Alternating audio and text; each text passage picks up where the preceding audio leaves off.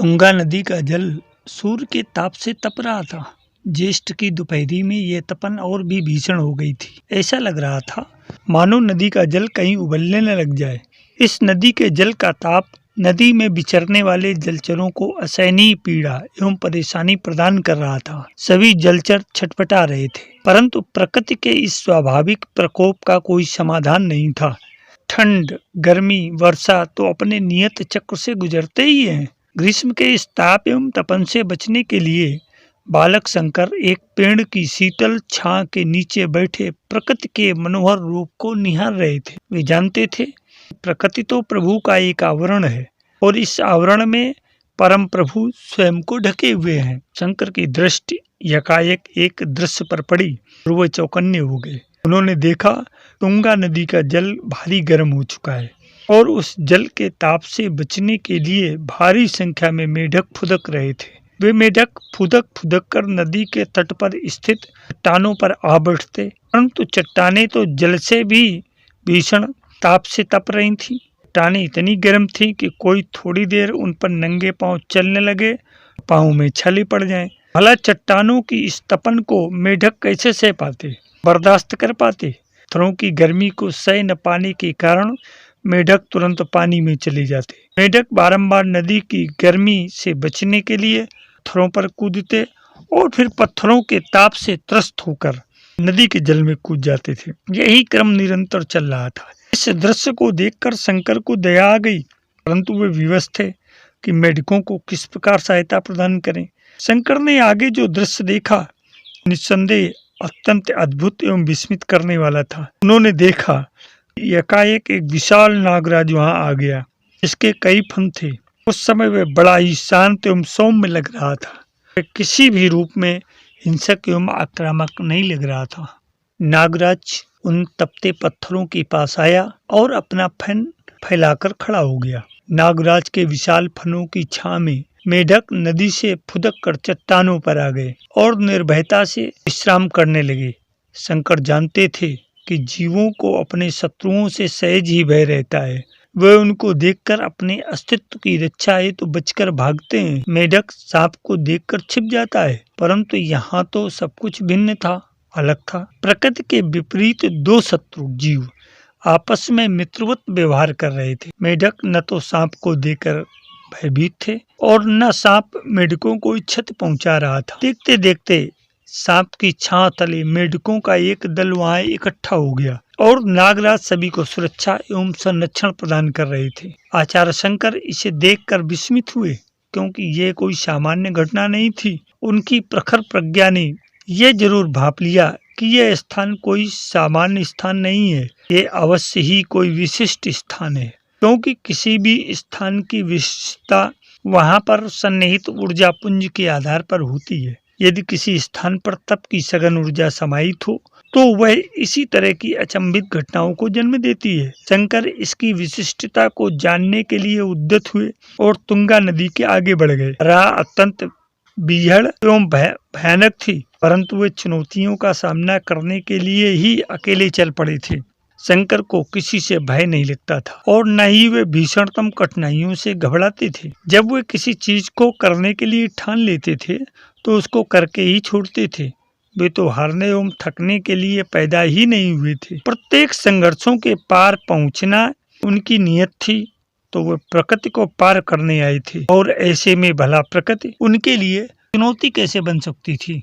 बीहड़ जंगल में कुछ दूर आगे बढ़ने के बाद उन्हें पहाड़ की एक चोटी दृष्टिगोचर हुई और आगे बढ़ने पर उन्हें इस चोटी पर चढ़ने के लिए सीढ़ियां दिखाई पड़ी। वे सीढ़ियों के सारे चोटी पर चढ़ गए। वहां पर उन्हें पता चला कि यह श्रृंगी मुनि का आश्रम है। इस दिव्य एवं द्वय पावन स्थान को श्रद्धा सुमन अर्पित कर वे पुनः अपने निर्दिष्ट लक्ष्य की ओर अग्रसर हुए। शंकर जंगली कंदमूल का आहार लेते हुए 2.5 महीने तक चलने के पश्चात ओंकारनाथ पहुंचे। यहाँ नर्मदा और उसकी सहायक नदियों ने समवेत रूप से मिलकर एक शैल शिखर को इस प्रकार घेर रखा था जिसकी आकृति ओम जैसी थी, इसलिए इसे ओंकारनाथ के नाम से जाना जाता है। शंकर को इस स्थान पर आकर कुछ ऐसा अनुभव हुआ जैसे वे जो पाना चाहते थे यही वह लक्षित स्थान है।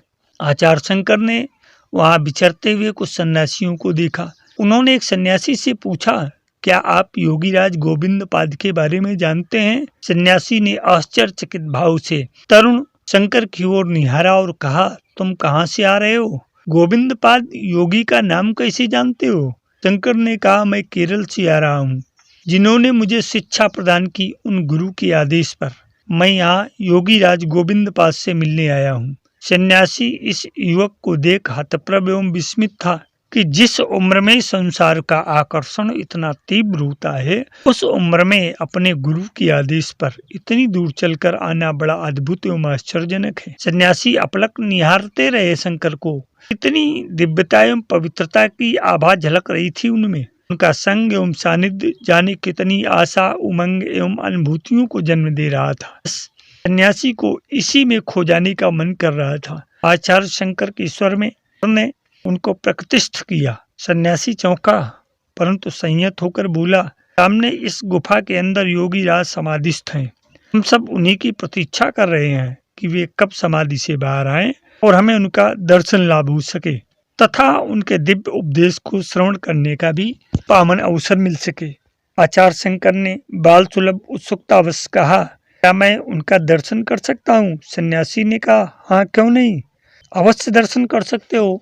गुफा के सामने एक शिलाखंड है, उसे हटाकर गुफा के अंदर प्रवेश कर सकते हो, परंतु एक समस्या है कि गुफा के अंदर सघन अंधकार की मोटी चादर पसरी हुई है और उसके अंदर योगीराज एक शिलाखंड के ऊपर वर्षों से समाधि के आनंद में सराबोर हैं। आचार्य शंकर ने सन्यासी से कहा, आप निश्चिंत रहें, आगे का कार्य मैं स्वयं संपन्न कर लूंगा और प्रभु की कृपा रही तो वे समाधि से निकलकर मुझे अवश्य स्पष्ट मार्गदर्शन देंगे। आचार्य शंकर शिलाखंड को हटाकर गुफा के अंदर प्रवेश कर गए।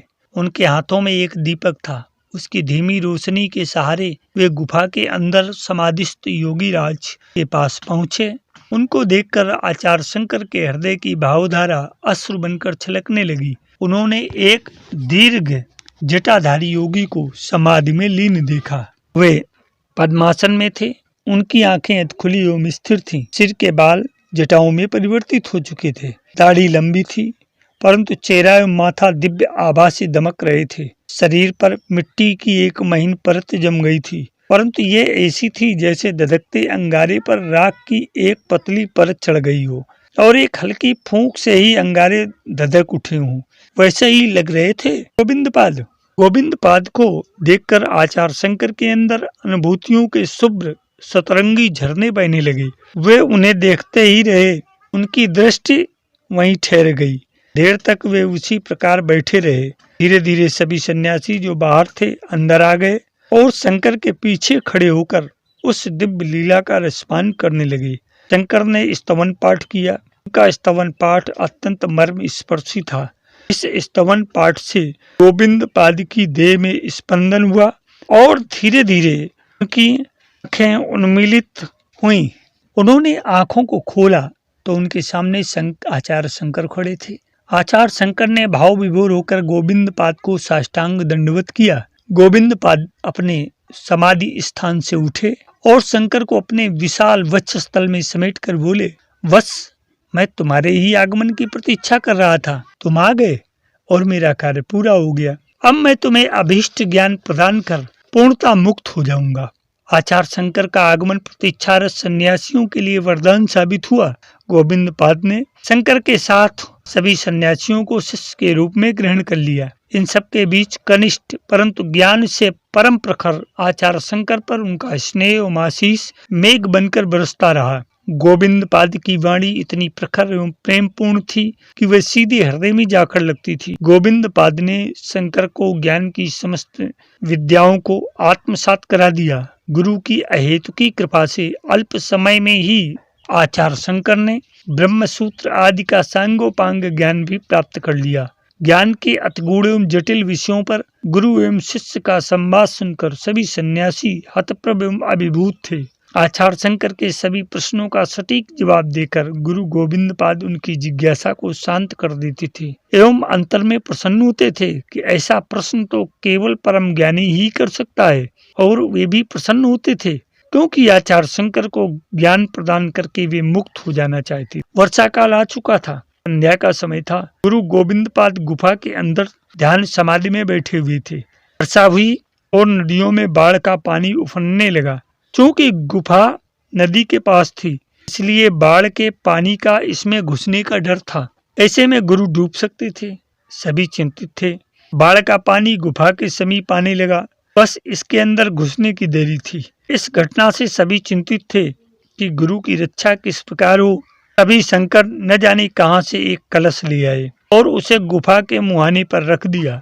शंकर ने अपने गुरु भाइयों से कहा, आप लोग निश्चिंत होकर अपनी साधना संपन्न करें। बाढ़ का पानी गुफा के अंदर प्रवेश नहीं कर पाएगा। आश्चर्यजनक ढंग से बाढ़ का उफनता तीव्र जल लहरों के रूप में कलश में समाहित होकर पता नहीं कहां विलुप्त हो जाता था। कलश को पार करके पानी गुफा में प्रवेश नहीं कर सका। शंकर की इस योग शक्ति से सभी गुरु भाई हैरान थे और विस्मित भी थे। उन्होंने इस घटना का विवरण गुरु गोविंद पाद को दिया। गोविंद पाद ने सभी को बुलाकर कहा, शंकर पूर्ण योगी बन गए हैं। वे ज्ञान के चरम परम शिखर पर आरूढ़ हो चुके हैं। हो भी क्यों ना कि वे भगवान शंकर के अवतार जो हैं। आकार पूर्णतया विराम लेता है। यदि इस देह के अब समस्त कर्म गिर चुके हैं, परंतु तुम लोग चिंता मत करना, अपनी जगह शंकर को स्थापित किए जा रहा हूँ। ये सारी शक्तियाँ, रिद्धियाँ, विभूतियाँ निहित हैं। लोग अब उनका अनुसरण करो।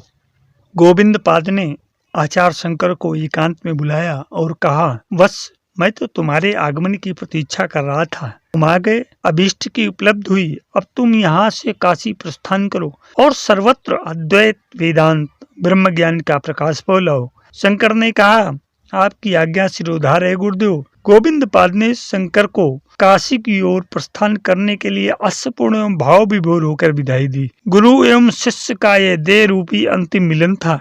आचार्य शंकर अद्वैत मत का प्रचार करने के लिए जा रहे थे और उनके ऊपर अपने गुरु के साथ प्रकृति भी आशीष की वर्षा कर रही थी। मेरे अध्यात्म प्रेमी जिज्ञासु मित्रों, आदि जगत गुरु शंकराचार्य जी के जीवन का यह मार्मिक एवं हृदय स्पर्शी प्रसंग आपके सामने रखा। आशा है कि ऐसे ही प्रसंगों को आप निश्चिंत ही पसंद करेंगे और उनके प्रति श्रद्धा उन्नत होकर के अपने अभीष्ट की कामना करते रहेंगे। चूंकि आचार्य शंकर स्वयं महादेव के अवतार थे, तो उनके दूसरे रूप में शिव की सेवा है। आशा है कि ये वीडियो अंक आपको पसंद आएगा। इसको लाइक, शेयर, सब्सक्राइब अवश्य करें एवं कमेंट अवश्य करें। सफल जीवन की यात्रा के इस अंक में आज इतना ही। धन्यवाद।